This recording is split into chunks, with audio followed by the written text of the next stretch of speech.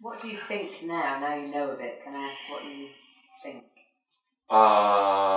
There is still inconsistencies, and I mean, now I know more who I would believe someone's figures over someone else's. I think that took more than a month of research, I think, to develop that.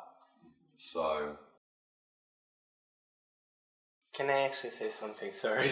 For more than 1 year, I had a relationship with an HIV positive being HIV negative, and no one ever approached me and said, why don't you try PrEP?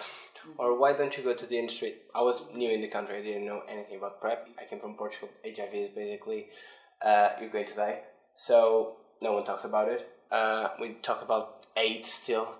Like, you don't get HIV, you get AIDS. So one of the things I noticed was in terms of NHS, and that I have to point the finger to NHS, I never heard about PrEP. I searched about PrEP. There was very, very few information. And one thing, from my experience, it's a bit too late now, but at the time, a place where you can put your ideas, you ask your questions, ask another PrEP. And I think in that case, it will be vital. Because what I felt at the moment was a bunch of different medical...